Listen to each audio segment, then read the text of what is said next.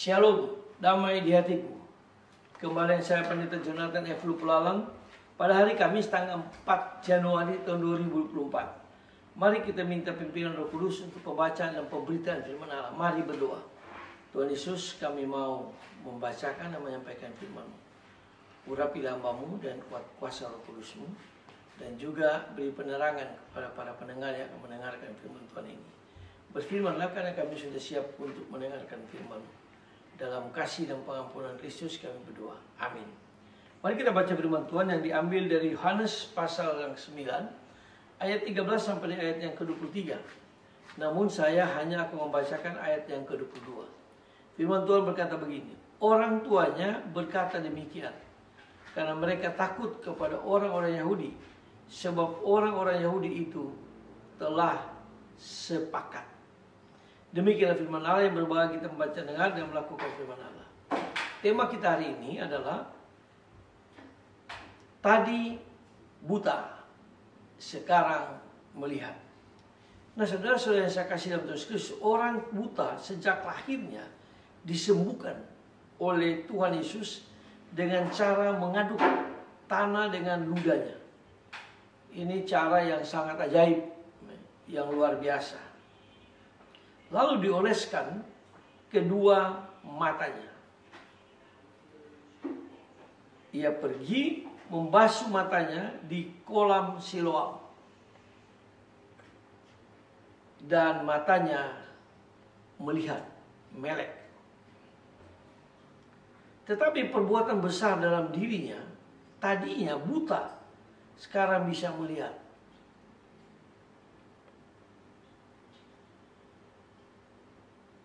Tentu saja perubahan besar yang menghebohkan masyarakat yang bertanya-tanya bagaimana hal ini bisa terjadi dan siapa yang menyembuhkannya.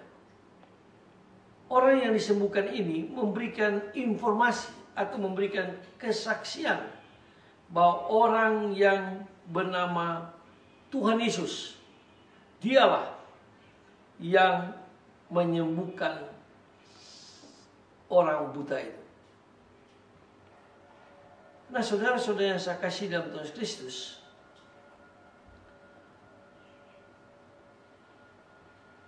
orang buta itu tidak mengenal secara pribadi, tetapi disembuhkan begitu saja oleh Tuhan Yesus. Baginya, Yesus adalah seorang tabib dan seorang nabi. Itu dijelaskan di dalam pasal 9 ayat yang ke-17. Nah, saudara-saudara yang saya kasih dalam Tuhan Kristus, orang ini dibawa ke hadapan orang Farisi. Dan kebetulan karena Tuhan Yesus menyembuhkan pada hari Sabat, maka bukannya orang Farisi ini bergembira karena ada orang yang sekarang sudah melihat yang tadinya dia tidak bisa melihat. Nah, saudara-saudara yang saya kasih dalam Tuhan Kristus, malah mereka menjadikan peristiwa ini sebagai bencana agama. Hukum Sabat atau hukum Taurat telah melanggar. Karena itu mereka yang terlibat di dalamnya harus dihukum.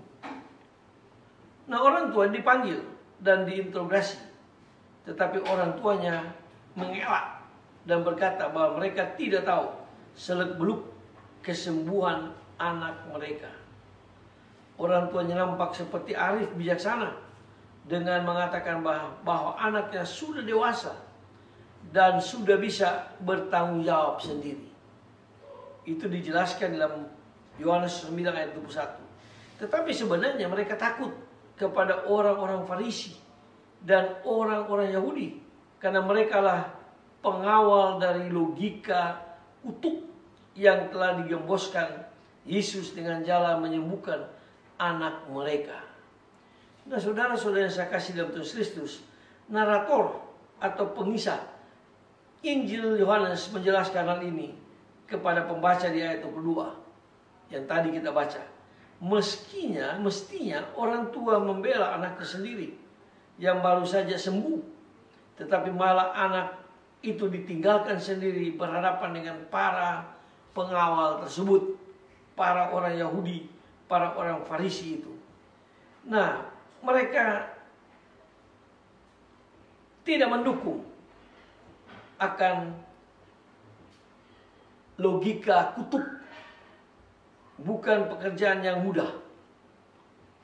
Oleh karena pendukung logika kutub banyak dan kuat, biasanya orang takut kepada mereka yang banyak dan kuat. Tetapi si buta ini lalu sudah melihat, dia melihat mujizat yang dilakukan Tuhan padanya. Nah, biarlah pada tahun 2024 ini kita mungkin buta terhadap rohani, tapi marilah kita harus melihat secara rohani bahwa yang penting kita hidup bersama dengan Kristus di tahun 2024 ini, maka kita akan melihat mujizat-mujizat Tuhan yang Tuhan akan lakukan bagi kita di tahun 2004 ini, menjadi tahun mujizat seperti orang yang tadinya buta sekarang melihat karena Kristus menolongnya. Mari kita tunduk kepala kita berdoa. Tuhan Yesus, terima kasih atas firman Tuhan yang mengajar kami supaya kami selalu melihat Yesus. Kami kadang-kadang buta rohani, tapi melihat peristiwa akan Kristus menyembuhkan orang buta menjadi melihat. Biarlah Tuhan tolong kami supaya kami melihat hal-hal yang positif, hal yang rohani di tahun 2024 ini. Ampun dosa kami Tuhan, dengarlah doa kami. Dalam kasih dan pengampunan Kristus kami berdoa. Amin. Terpujilah Kristus, sampai kita berjumpa di kesempatan yang lain.